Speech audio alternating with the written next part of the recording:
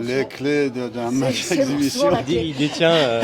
Quand vous avez des joueurs comme ça, voilà, c'est ça la clé. Amélie, Nico, le magicien, on se connaît et donc il n'y a rien est programmé d'avance. On va sur le court, on va improviser et vous allez voir. J'espère que ça va être un bon match et je suis sûr que ça va être un bon match. Tu dirais que tu as ça dans le sang, Mansour? Moi personnellement, j'adore le tennis, j'adore faire plaisir. Et quand vous aimez ce que vous faites, ça, voilà, c'est ça. Moi, mon plaisir, c'est de voir les gens avec le sourire, avec la banane. Et c'est ça qui fait que, à mon âge, je suis encore sur le court et je cours et que je joue. Voilà, pour moi, le tennis, c'est un jeu. Et, ça reste plaisir d'abord. Comment tu as appris particulièrement à faire le show? J'ai jamais eu de leçon de tennis. J'ai appris le tennis en jouant avec un bout de bois de l'âge de 5 ans à 13 ans. Et c'était vraiment un jeu. Je n'ai pas joué au tennis pour gagner de l'argent.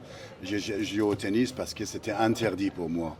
Donc c'est pour ça que voilà, j'adore jouer et j'adore m'amuser sur le court. Et tu prends toujours autant de plaisir? Surtout quand tu joues avec des stars et des légendes comme ça, Amélie, Nico, le légende magicien et Pauline. Non, mais c'est un honneur d'être ici. Et je voulais dire merci à l'organisation, à mon copain Nico Mahut qui nous a fait venir ici. C'est un plaisir, un honneur d'être ici avec ces joueurs-là. Est-ce qu'il y a des meilleurs partenaires que d'autres pour une exhibition réussie? Moi, je joue avec tout le monde. C'est-à-dire que j'ai commencé avec Rod Laver, Rosewall, Roche. Je pense qu'on jouera un peu mieux que Rod Laver. Et maintenant. C'est sûr, si c'était il y a 50 ans. Voilà, c'était il y avait. Mais maintenant, aujourd'hui. Je jouais il y a 30 ans avec le Rod Laver, avec des gens comme ça. Et j'ai eu. C'était un privilège, c'était un grand honneur de côtoyer tous ces joueurs-là. Et aujourd'hui encore, avec ces légendes qui sont là, qui sont vraiment plus jeunes que moi, beaucoup plus jeunes que moi. Mais voilà, c'est ça qui me fait vibrer, quoi. Amélie, je crois que tu joues plus à la pelote basque qu'au tennis dernièrement, depuis quelques temps même. Est-ce que tu te prépares un peu pour ce genre d'événement ou comment tu fonctionnes? Je me suis préparée, on a tapé quelques fois avec Nathalie de Chi à la maison, mais ouais, c'est vrai que c'était aussi un plaisir. Ça fait très longtemps maintenant qu'on avait programmé ce match de légende, donc je suis ravie d'être ici. Et puis aussi quand je vois les tribunes pleines, là, quasiment pleines sur les matchs simples de tout à l'heure, je trouve que c'est un beau message envoyé pour le tennis féminin également en particulier, et ça fait vraiment chaud au cœur. Et puis j'espère qu'effectivement ce soir pour la fondation, ce sera aussi plein ou presque plein, je l'espère en tout cas. Quand tu vois les tribunes pleines, ça met un peu de pression en se disant faut que je la mette dedans ou comment tu gères? Oui, ça vienne que pourra. Non, mais oui, mais je sais que le but il est surtout, comme dit Mansour, que les gens sourient. Voilà, qu'on soit heureux, nous, on est heureux d'être sur le court, de se retrouver, parce que c'est vrai que c'est pas si souvent que ça finalement. Et derrière que les gens soient heureux de nous voir. Faire tous les tours que Mansour sait parfaitement faire, de voir comment Fabrice il a le feeling encore avec la balle, de voir Nico qui est encore en activité, donc franchement c'est top, et juste de voir le smile sur le visage des gens, c'est ça. Et Fabrice fera tout ce soir évidemment. Oui. Tu viens d'avoir 50 ans, Fab, c'est bien ça? C'était hier. Non, là je me dirige vers les 51 depuis hier. Je continue de descendre. Non, mais ouais, c'était hier. Comment tu le vis d'avoir 50 ans? Ça te fait quelque chose? Plus que 40, mais moins que 60 probablement. Voilà. Non, mais c'est un cap important, je crois. C'est un cap important. Tu les fais pas. Surtout quand on a l'impression d'avoir 18 ans dans sa tête. Mais lorsque j'avais 18 ans et que je voyais quelqu'un de 50 en face de moi, je ne disais pas qu'il avait 18 ans. Mais pour revenir sur le sujet de l'exhibition, c'est exceptionnel de se retrouver ici. On a eu tellement de frustration ces dernières années avec la pandémie, de jouer peu d'exhibitions, alors que depuis 12 ans que j'ai arrêté ma carrière avec des morceaux, on en a fait des dizaines et des dizaines à travers le monde. peu partout, notamment je me souviens d'une virée en Colombie en août 2012, 2014, je sais plus. Et voilà, donc là, se retrouver tous les 4 sur le terrain, avec Pauline sur la chaise, pas oublier. On va C'est prendre... le début, hein, c'est mon premier match d'arbitrage. Le premier match. On va prendre énormément de plaisir. Comme vous l'avez dit, un grand merci à Nico, parce que créer, diriger un événement comme ça, réunir autant de partenaires, la région, etc., la ville, j'imagine, c'est pas simple du tout. C'est pas simple quand on arrête sa carrière, mais alors en pleine activité, c'est un beau challenge. Donc bravo et merci à toi. Merci. Nico, toi, t'es un peu plus jeune. Beaucoup plus jeune. Pas beaucoup. Pas beaucoup avec Amélie. T'es certes un peu tête dans le guidon avec l'orga du tournoi, mais rétrospectivement, de voir ces légendes à tes côtés et te dire je suis sur le terrain avec eux, je joue avec eux, cet exhibe, est-ce que ça te fait quelque chose en particulier? Moi, c'est fantastique déjà, c'est fantastique pour le tournoi de les avoir. Et puis très égoïstement, quand j'ai fait le casting, j'avais très envie aussi de passer un moment avec eux, parce que déjà, on se voit très très peu. Et ça va être le moment de passer du temps sur le terrain. Ce soir aussi, prendre le temps de déguster quelques verres et puis de discuter, parce que voilà, on se voit très peu. Et puis, comme tu l'as dit, moi, Montsour, j'ai vu faire ces coups, ces coups de magie, ces exhibitions. J'ai commencé, en fait, la première fois que je l'ai vu, c'était avec Yannick. Je me suis dit, putain, c'est incroyable.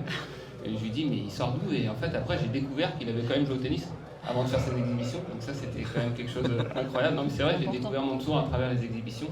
Et puis, bien sûr, moi, j'ai fait ma carrière avec Fabrice. Et il m'a battu une fois en finale il y a longtemps maintenant. Mais c'était à Newport, la deuxième finale il était injouable là-bas de toute manière, quoi qu'il arrive. Mais ouais, une branlée, j'ai pris 2-7. Donc ça, c'était...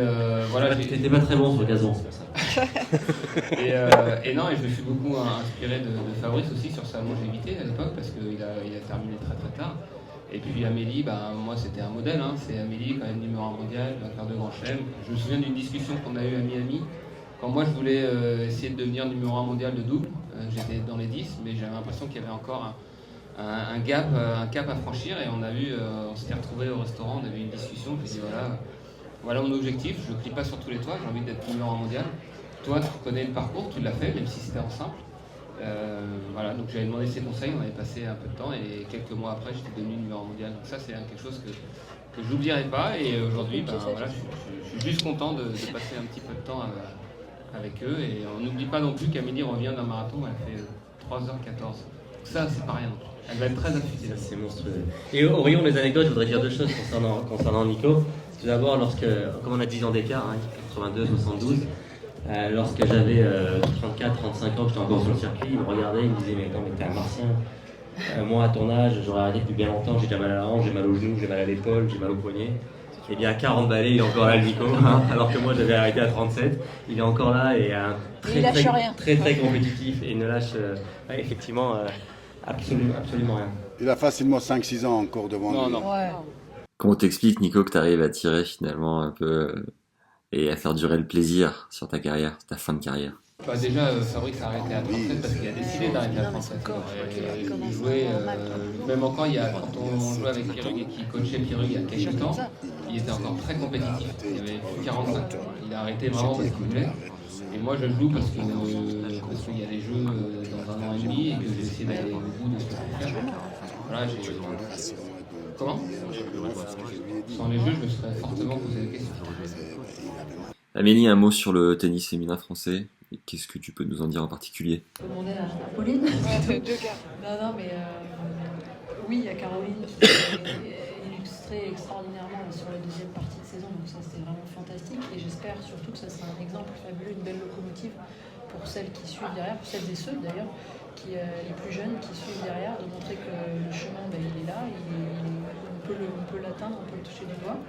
Après, il y avait eu des belles choses à Roland-Garros, je pense à Diane, Paris, je pense à la petite Jean-Jean, Léolia Jean-Jean aussi.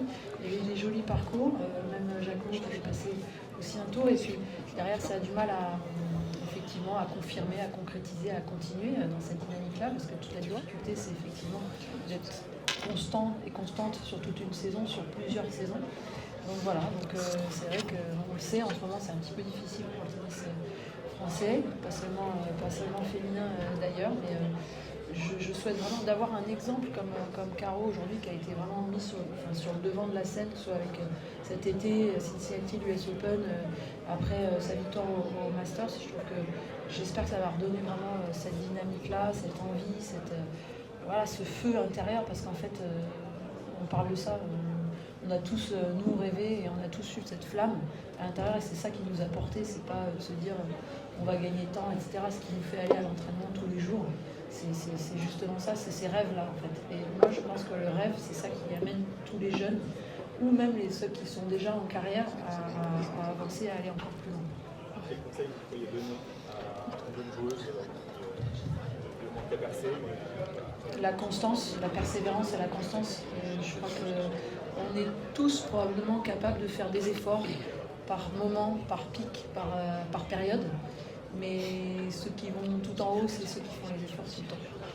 Et ça, c'est pas facile et c'est peut-être pas donné à tout le monde. Donc le travail au quotidien, c'est pour moi ce qui fait la différence. J'ai l'impression que tu parles de mon régime.